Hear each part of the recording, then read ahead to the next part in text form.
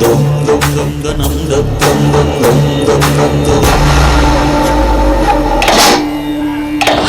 dum dum dum dum dum dum dum dum.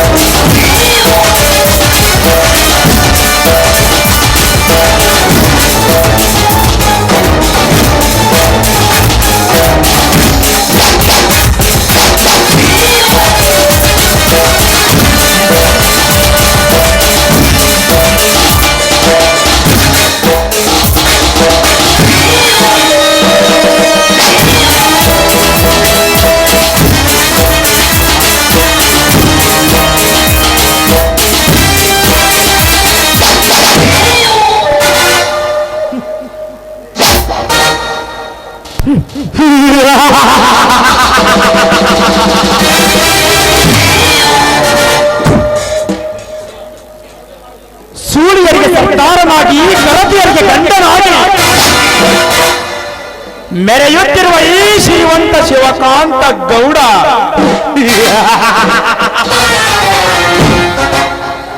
ಬೆಟ್ಟದ ಹುಲಿಯಂತೆ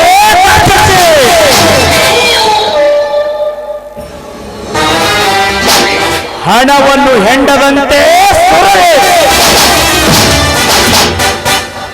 ಸರಕಾರವನ್ನು ನಮ್ಮ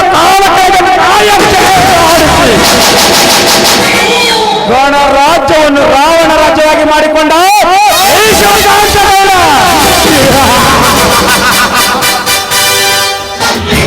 ಅಂದಾಗ ನನ್ನನ್ನು ಎದುರು ಹಾಕಿಕೊಳ್ಳುವನು ಯಾವನಿದ್ದಾನೆ ಕೂಡ BA ಪದವಿ ಮುಗಿಸಲು ನಮ್ಮ ಹತ್ತಿರ 5,000 ಸಾಲ ತೆಗೆದುಕೊಂಡು ಫಸ್ಟ್ ಕ್ಲಾಸ್ ಅಲ್ಲಿ ಪಾಸ್ ಆಗಿ ಲಂಚ ಕೊಡಲಾಗದೆ ಮನೆಯಲ್ಲಿ ಕೂತಿರೋ ಬಡಪಾಯಿ ಶಶಾಂಕ 5 ಪೈಸೆಗೆ ಗತಿ ಇಲ್ಲದೆ ಬಳಲುತ್ತಿರುವ ನಿನಗೆಲ್ಲಿಂದ ಬರಬೇಕು 5,000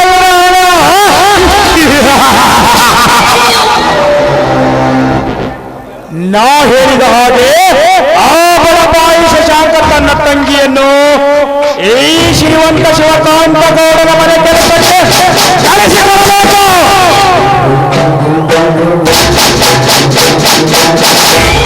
ಆಗ ಬಡವನ ತಂಗಿಯನ್ನು ನನ್ನ ಬಾಬವನ್ನು ಬಿಗಿದಾಗಿ ಹಾಕಲೇಬೇಕು.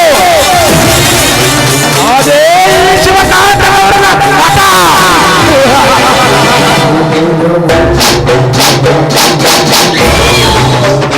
ನಮ್ಮ ತಂಟೆಗೆ ಬೇಕಾಗಿರುವ ಕಲ್ಲು ಮಾಲಿನ ಸಂಬಂಧವಾಗಿ ವಿಕ್ರಾಂತ್ ಕೋಲ್ಕತ್ತಾಕ್ಕೆ ಹೋಗಿದ್ದಾನೆ.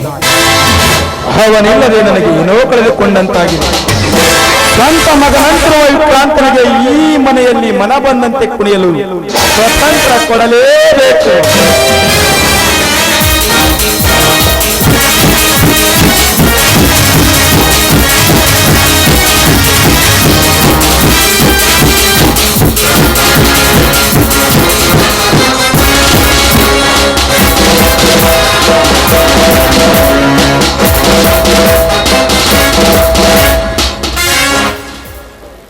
ನಮಸ್ಕಾರ ಗೌಡ್ರೆ.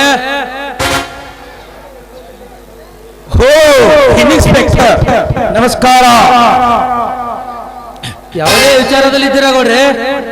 ಮತ್ತೆ ಏನಾದರೂ ಕೆಲಸ ಆಗ್ಬೇಕಿದ್ದರೆ ಹೇಳಿ ಗೌಡ್ರೆ. ನಾನು ಈ ಕಾಕಿ ತೊಟ್ಟಿದ್ದೆ ನಿಮ್ಗೋಸ್ಕರ, ಅದು ನೆಮ್ಮಿಂದ. ಅಂದ ಮೇಲೆ ನಿಮಗೆ ಯಾವ ಚಿಂತೆ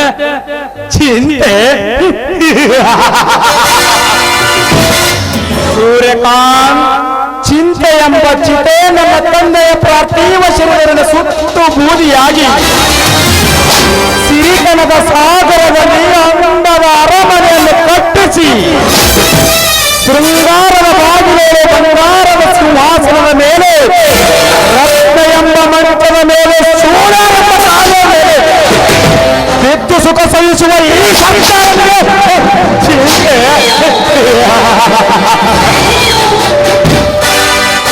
ಸೂರ್ಯಕಾಂತ್, ನಿನ್ನಿಂದ ಏನಾದರೂ ಕೆಲಸವಾಗಬೇಕಾದರೆ ನಾನೇ ನಿನ್ನನ್ನು ಬರಮಾಡಿಕೊಳ್ಳುತ್ತೇನೆ. ಈಗ ನಿನಗೇನಾದರೂ ಕೆಲಸವಿದ್ದರೆ ನೋಡಿಕೊ. ನನ್ನ ಎಲ್ಲ ಕೆಲಸ ಮುಖ್ಯ ಇಲ್ಲಿಗೆ ಬಂದಿರುವೆ. ಅದೇ ನೋಡ್ರಿ, ವಿಕ್ರಾಂತಲ್ಲಿ ಕಾಣಿಸ್ತಾ ಇಲ್ಲ.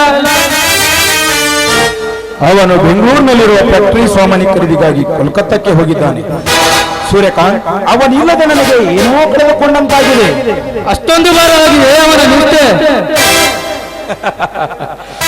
ಸೂರ್ಯಕಾಂತ್, ನಿಷ್ಠೆಯಿಂದ ಕೆಲಸ ಮಾಡುವ ಆಳು ಅವನನ್ನು ನೀವು ತಿಳಿದುಕೊಂಡಿರಬಹುದು.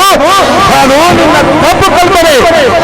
ವಿಕ್ರಾಂತ್ ನನ್ನ ಮಗ ಅಥವಾ ಸ್ವಂತ ತಮ್ಮನಿರುವ ವಿಕ್ರಾಂತರಿಗೆ ಈ ಮನೆಯಲ್ಲಿ ಅರ್ಧ ಹಕ್ಕು ಮೀಸಲು. ಒಟ್ಟಿನಲ್ಲಿ ಹೇಳಬೇಕೆಂದರೆ ವಿಕ್ರಾಂತ್ ನನ್ನ ಬಲಗೈ ಬಂಟ ಅಷ್ಟೇ ಏಕೆ, ಅವರು ನನ್ನ ಒಂದು ಆಯುಧ. ಅಂದರೆ ನಿಮ್ಮ ಮಾತಿನ ಅರ್ಥ ವಿಕ್ರಾಂತ್ ನಿಮ್ಮ ಆಯುಧ, ನಾನು ಹೀಗೇಕೆ ಮನಸ್ಸು ಮುನಿಸಿಕೊಳ್ಳು ಸೂರ್ಯಕಾಂತ್? ನೀನೇನು ಹೊರಗಿನವನೇ? ನೀನೇ ಹೀಗೆ ಮನಸ್ಸು ಮುನಿಸಿಕೊಂಡರೆ ಸಾವಿರಾರು ಜನ ನಮ್ಮ ಕೈಯಲ್ಲಿರುವಾಗ ಅವರು ಹೀಗೆ ತಪ್ಪು ತಿಳಿದರೆ ಸೂರ್ಯಕಾಂತ್, ನಿನ್ನಿಂದಲೇ ಅಲ್ಲವೇ ನಮ್ಮ ಎಲ್ಲ ಕಾರ್ಯಗಳು ಯಶಸ್ವಿಯಾಗಿ ಸಾಗುತ್ತಿರುವುದು. ಸುಮ್ಮನೆ ತಮಾಷೆಗೆ ಅಂದಿಬಿಡ್ರಿ ನೋಡ್ರ, ನಿಮ್ಮ ಸ್ವಭಾವ ನನಗೆ ಗೊತ್ತಿಲ್ಲವೇನು? Very good Suryakant, very good. Inspector, ಏನಾದರೂ ಕೋಲ್ಡ್? ಶಟೆ ಲೇ ಶಟೆ.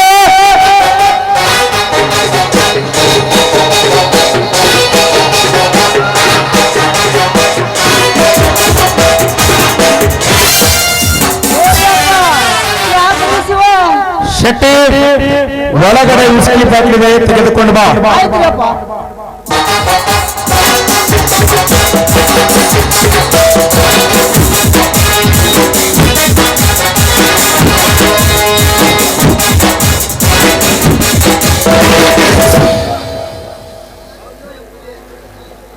ತಂದಿಟ್ಟು ನೋಡ್ರಿ ಅಪ್ಪ. ಹಾ, ಖಮಾನ್ ಸೂರ್ಯಕಾಂತ್, ಬನ್ನಿ. ಶೆಟ್ಟಿ, ಆ ಗೋಪಾಲ ಇಲ್ಲಿದ್ದಾರೆ, ಬೇಗನೆ ಕರೆದುಕೊಂಡು ಬಾ. ಏ ಗೋಪೆ ಈ ಕಡೆ ಬಂದಂಗ ಬರಕತ್ತನ್ರಿ ಅಪ್ಪ.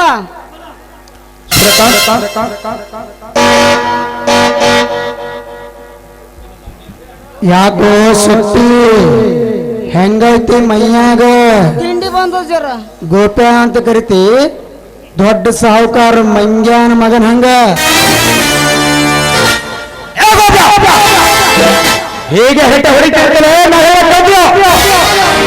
ಹಂಗ್ರಿ ಗೌಡ್ರ, ಹರಟೆ ಹೊಡ್ಲಕ್ ನಾನ್ ಸಣ್ಣ ಹುಡುಗ ಏನ್ರಿ? ನೀವ್ ಹೇಳ್ದಂಗ ಕೇಳೋದಕ್ಕನ ನಾವ್ ಇಲ್ಲಿ ಇರೋದು. ಯಾಕ್ರಿ ಸಟ್ರೆ? ಏ ಹೌದಲ್ಲ, ಹೌದು ಗೋಪ್ಯ, ನೀ ಹೇಳೋ ಮಾತು ಕರೆ ಐತ್ ನೋಡಿ ಮಗನ. ಹಾಗಾದರೆ ಬಸ್ ಸ್ಟ್ಯಾಂಡ್ ವರೆಗೆ ಹೋಗಿ ವಿಕ್ರಾಂತ್ ಅನ್ನು ಕರೆದುಕೊಂಡು ಬಾ. ಅವನು ಕೋಲ್ಕತ್ತಾಕ್ಕೆ ಹೋಗಿ ಬಂದು ತುಂಬಾ ಸುಸ್ತಾಗಿರೋನು. ಆಯ್ತ್ರಿ ಗೌಡ್ರ, ಹಂಗೆ ಆಗಲ್ರಿ, ಹೋಗಿ ಕರ್ಕೊಂಡು ಬಂದೇ ಬಿಡ್ತೀನ್ರಿ. ಅದ್ರಾಗ ಹೋಗಪ್ಪ, ಎಲ್ಲರ ಒಗದಿ ಹೋಗೋದ್ರ ಹೋಗಿ, ಎಲ್ಲಿ ಹೋಗಾಗ ಹೋಗಿ ಬರಾಗ ಹೋಗಿ ಬೇಡ.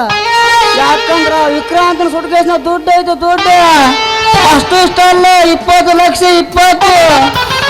ಏ ಶೆಟ್ಟಿ, ನನ್ನ ಡ್ರೈವಿಂಗ್ ಬಗ್ಗೆ ನೀವು ಅಷ್ಟೊಂದು ಅನುಮಾನ ಪಡಬೇಡಪ್ಪ. ಇಲ್ಲಿವರೆಗೆ ನಾನು ಒಂದು ಕೋಳಿಗೆ, ಒಂದು ಕುರಿಗೆ, ಒಂದು ಎಮ್ಮಿಗೆ, ಒಂದು ಹಂದಿಗೆ, ಒಂದು ಸೊಳ್ಳೆಗೂ ಕೂಡ ಟಚ್ ಮಾಡಲಾರ್ದಂಗೆ ಗಾಡಿ ಓಡಿಸಿ ನಾನು.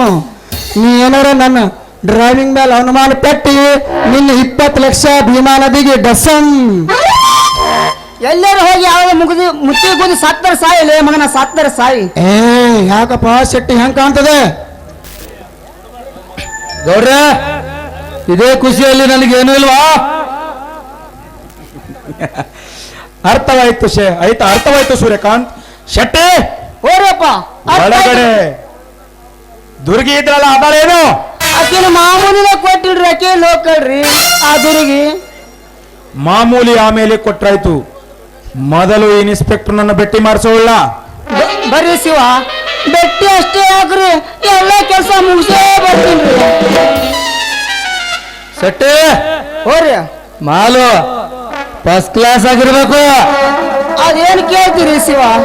ಆ ಮಾಲು ಒಂದು ಸರ್ತಿ ನೋಡಿದ್ರಿ ಅಂದ್ರೆ ಹಂಗ, ಮೂರ್ಛೆ ಬಂದ್ರ ಹೌದನ್ರಿ, ನೋಡಿದ್ರಿ ಹಂಗ, ಇನ್ನು ಮುಟ್ಟಿದ್ರಂತ್ರಿ ಶಿವಾಯ ನಮ. ಒಟ್ಟಾರೆ ಹೇಳಬೇಕು ನೋಡ್ಬೇಕಾದ್ರ ಮಾಲ ಬ್ಯಾನ್ ಇದ್ದಂಗ ಐತ್ ನೋಡ್ರಿ ಶಿವ. ಹಾಗಾದರೆ ಹೋಗೋಣ ನಡೆ. ಬನ್ನಿ.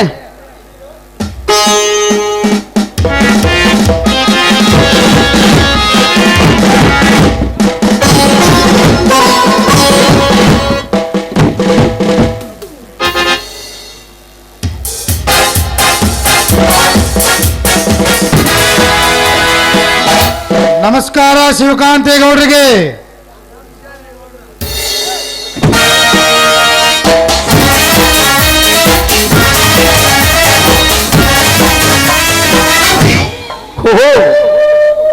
ಯಾರು? ರವಿರಾಜ್. ಬರಬೇಕು ಬರಬೇಕು. ನಿಮ್ಮಂತವರಿಗೆ ಸದಾ ಕಾಲ ತೆರೆದಿರುತ್ತೆ ನಮ್ಮ ಮನೆಯ ಬಾಗಿಲು. ಅದು ಅಲ್ಲದೆ ಹಣವಿಲ್ಲದ ಮನುಷ್ಯ ನೀರಿಲ್ಲದ ಬಾಯಿ ಹಾರಿದಂತೆ ಆಗಿರಬಹುದು ನಿನ್ನ ಸ್ಥಿತಿ.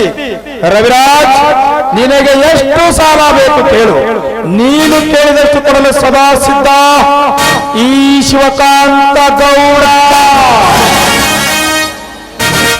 ನಾನು ಸಾಲ ಕೇಳಲು ಬಂದಿಲ್ಲ ಸಾವುಕಾರ್ರೆ, ಸಾಲ ತೀರಿಸಲು ಬಂದಿರುವೆ. ನಿಮ್ಮ ಮನೆಯ ಬಾಗಿಲಿಗೆ ಬರುವವರೆಲ್ಲರೂ ಸಾಲ ಕೇಳುವುದಕ್ಕಾಗಿ ಎಂದು ಭಾವಿಸುವುದು ನಿಮ್ಮ ಮೂರ್ಖತನ.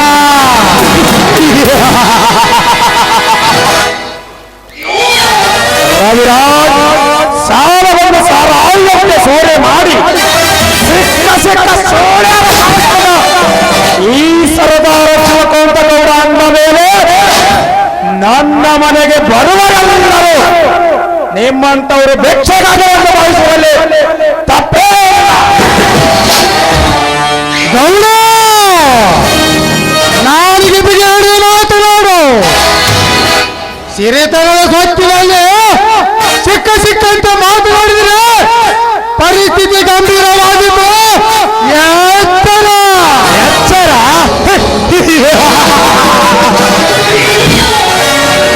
ಸರ್ಕಾರವನ್ನು ಹೆದರಿಸಿ ಸಮಾಜವನ್ನು ನಡುಗಿಸಿ ಈ ಚಂದ್ರನಿಗೆ ಎಚ್ಚರವೇ? ರವಿರಾಜ್, ನೀನು ನನ್ನ ಹತ್ತಿರ ವ್ಯವಹಾರವನ್ನೇ ಇಟ್ಟುಕೊಂಡಿಲ್ಲ. ನೀನು ಸಾಲ ತೀರಿಸಲು ಬಂದೆ ಎಂದು ಹೇಳಿರುವಲ್ಲ, ನೀನು ತೀರಿಸುವ ಸಾಲವಾದರೆ ಯಾವುದು? ಗೌಡ, ನಾನು ತೀರಿಸಲು ಬಂದದ್ದು ನನ್ನ ಸಾಲವಲ್ಲ, ನನ್ನ ಸ್ನೇಹಿತ ಶಶಾಂಕನ ಸಾಲ. ಅಂದರೆ ಶಶಾಂಕನ ಸಾಲ. ಮೆಚ್ಚಿದೆ ರವಿರಾಜ್, ಮೆಚ್ಚಿದೆ ನಿಮ್ಮ ಸ್ನೇಹಕ್ಕೆ. ಅವನು ತನ್ನ ತಂಗಿಯನ್ನು ನನ್ನ ಮನೆ ಕೆಲಸಕ್ಕೆ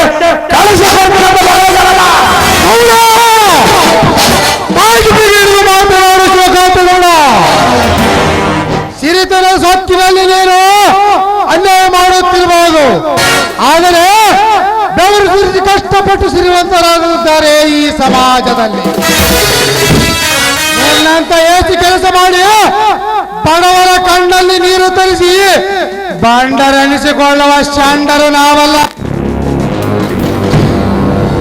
ದುಡಿತವೇ ದುಡ್ಡಿನ ತಾಯಿ ಎಂದು ಆ ದುಡಿಮೆಯಲ್ಲೇ ಜೀವನ ನಡೆಸುವ ರೈತರು ನಾವು.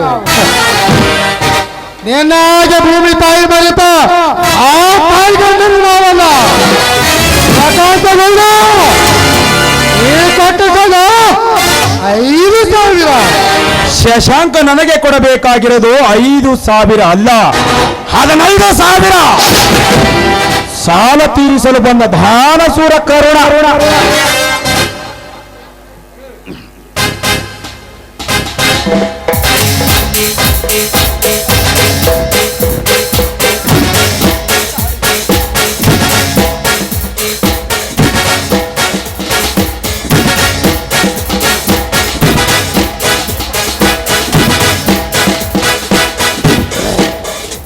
ಗೌಡ, ನೀನು ಶಶಾಂಕರಿಗೆ ಕೊಟ್ಟಿದ್ದು 5,000 ತಾನೆ? ಹಸಲು ಬಡ್ಡಿ ಸೇರಿ 15,000. ಅದಕ್ಕೆ ಅವನು ಮಾಡಿರುವ ಈ ಪತ್ರವೇ ಸಾಕ್ಷಿಲೇ ಭಿಕಾರಿ.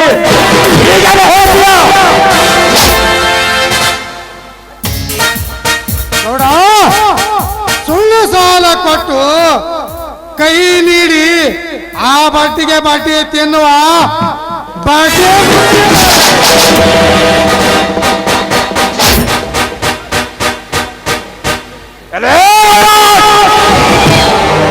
ನಾಲಿಗೆ ಹರದ ಬಂದರೆ ಹರವು ಹಾಕುವ ಮಗನಿಗೆ ನಾಲಿಗೆಯನ್ನು ನನ್ನ ಮನೆಗೆ ಬಂದು ನನಗೆ ಬಾಯಿಗೆ ಬಂದ ಹಾಗೆ ಮಾತನಾಡುತ್ತಲೇ ಪದವ ಮೇಲಾಗಿ ಪಂಚ ಹರಿದು ಹಾಕುವ